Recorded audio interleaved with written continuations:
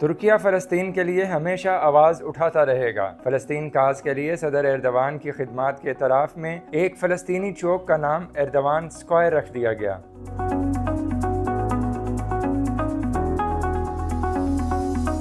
فلسطینی صدر محمود عباس کی ترکی آمد، صدر ایردوان سے تفصیلی ملاقات۔ دونوں رہنماؤں کے درمیان مسئلہ فلسطین کے دیر پا حل کے سلسلے میں مختلف امور پر سیر حاصل گفتگو ہوئی۔ صدر ایردوان نے دارالحکومت انقرہ کے صدارتی کمپلیکس میں منعقدہ ایک سرکاری تقریب میں فلسطینی صدر محمود عباس کا استقبال کیا۔ اس موقع پر فلسطین اور ترکیہ کے قومی ترانے بجائے گئے اور صدر محمود عباس کو گارڈ آف آنر پیش کیا گیا۔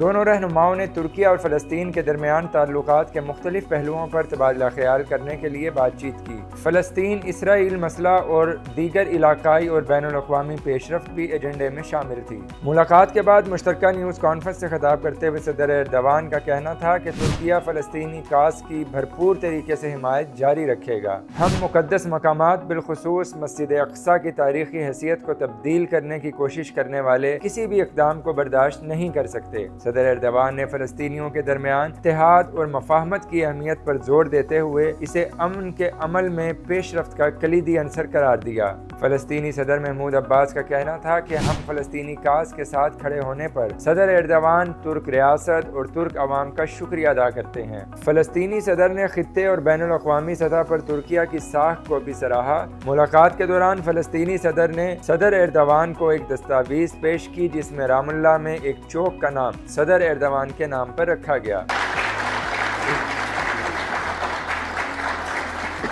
ملاقات کا اختتام دونوں رہنماؤں کی جانب سے خطے میں منصفانہ اور دیر پا امن کے لیے خدمات ادا کرنے کے عزم کے ساتھ ہوا۔